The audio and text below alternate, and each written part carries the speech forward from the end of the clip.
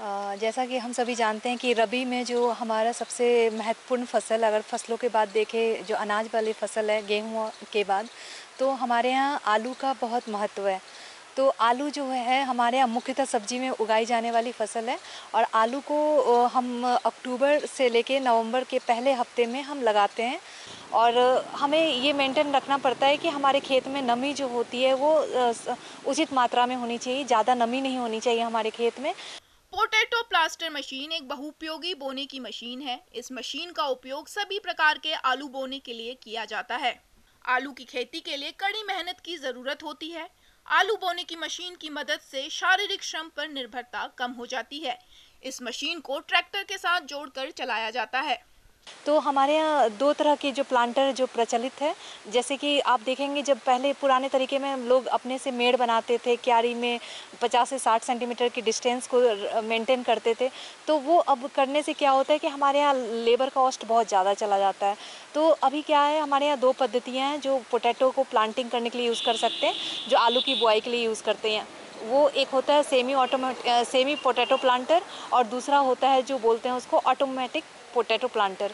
तो automatic potato planter क्या होता है? ऑटोमेटिक मतलब स्वसंचालित नहीं बोल सकते हैं इसको, ये बोलते हैं कि ट्रैक्टर द्वारा संचालित, जिसमें कि आदमी की ज़रूरत नहीं होती है। पीछे आपकी जो आलू रखते हैं, जो मेंटेन करते हैं, सीड टू सीड रेट जो मेंटेन करते हैं, उसके लिए आदमी की ज़रूरत नहीं है, बस एक ट्रैक्टर चलाने के लिए इंसान की ज़रूरत होती है।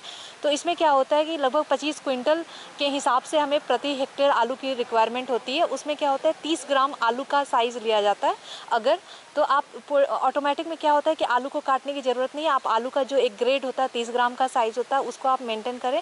और इसमें कप फीड रोलर मैकेनिज्म होता है, जिसमें कि कंपनसेटरी ट्रे लगा होता है। तो ट्रे में हम क्या करते हैं, हॉपर्स के सहारे उसमें आलू जो होता है कप के थ्रू वो जाता है और आपकी मिट्टी में गिरता है, और साथ ही साथ वो क्यारी बनाता चला जाता है, जिसकी हाइट 15 सेंटीमीटर 10 से 15 सेंटीमीटर की होती है।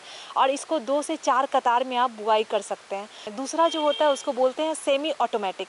मतलब इसमें क्या होता है, एक तो ड्राइवर होता है जो ट्रैक्टर को चलाता है, 35 HP से ऊपर का ट्रैक्टर चाहिए होता है, और 2 लोग चाहिए होते हैं जो आपका पीछे में आपका आलू को मेंटेन करे। मतलब आलू जो होता है उसमें फ्लूट रोलर मैकेनिज्म होता है, जिसमें आलू आपको रखना होता है, मतलब निश्चित समय पे उसको गिराते रहना पड़ता है। और उसमें अगर 2 कतार है तो 2 लोगों को बिठाना पड़ेगा, पीछे सीट लगी हुई होती है।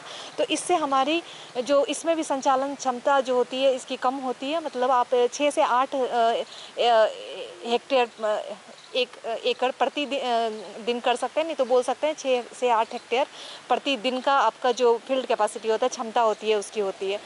तो इसमें भी वही सेम चीज़ है, 25 क्विंटल प्रति हेक्टेयर के हिसाब से आपको आलू की बुआई में आलू लगता है। इस मशीन से आलू की बुवाई करने से पहले इस यंत्र में बने बॉक्स से अंदर आलू के बीजों को डाल दिया जाता है। इससे आलू की बुवाई करने के लिए श्रमिकों को मशीन के ऊपर बैठकर आलू के बीजों को गिराने वाले कीप में डालना पड़ता है।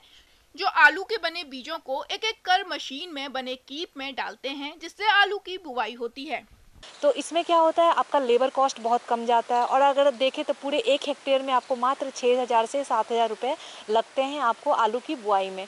तो ये एक बहुत अच्छा तरीका है, और बहुत सारे किसान इसको अपनाते हैं। और इसमें लागत जो है पोटैटो प्लांटर का, उसमें मात्र 75,000 से 1 लाख के बीच आता है। और उसमें भी बिहार सरकार ने बहुत सारी अनुदान राशि दी है, जो 50% तक की है, OBC के लिए, SC ST के लिए, अनुसूचित जनजाति और अनुसूचित जाति के लिए। मशीन की कीमत की बात करें तो इस मशीन की कीमत अलग अलग कतारों के हिसाब से होती है, लेकिन अनुमानित कीमत की बात करें तो semi automatic potato plaster machine की कीमत लगभग 70,000 से 1 लाख रुपए तक होती है।